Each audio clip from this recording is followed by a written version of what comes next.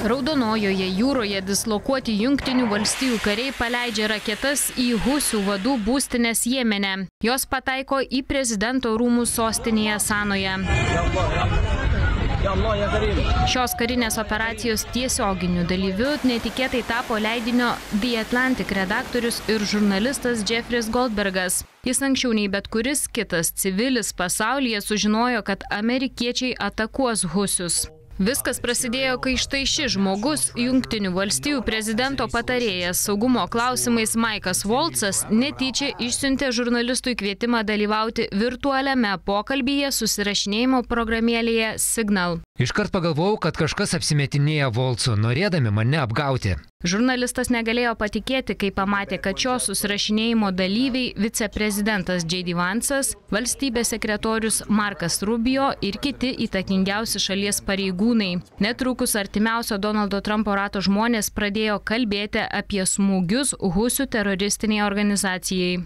Stipriai abejojau, kad šis susirašinėjimas yra tikras, nes negalėjau patikėti, kad Jungtinių valstijų nacionalinio saugumo lyderiai bendrautų per Signal apie būsimus karinius planus. Nors ir negalėjo patikėti susirašinėjimo tikrumu, žurnalistas sako, kad pareigūnų pasisakymai atrodė autentiški. Štai viceprezidentas Vancas rašo, kad šie smūgiai finansiškai naudingesni Europai, o ne Jungtinėms valstijoms.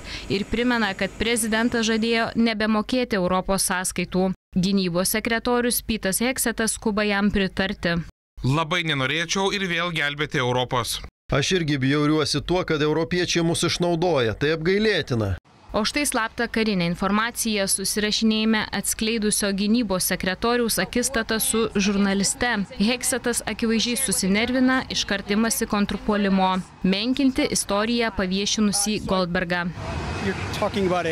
Jūs kalbate apie nuolatos meluojantį ir nepatikimą, taip vadinamą žurnalistą, kuris padarė karjerą nuolatos prastuminėdamas melagienas.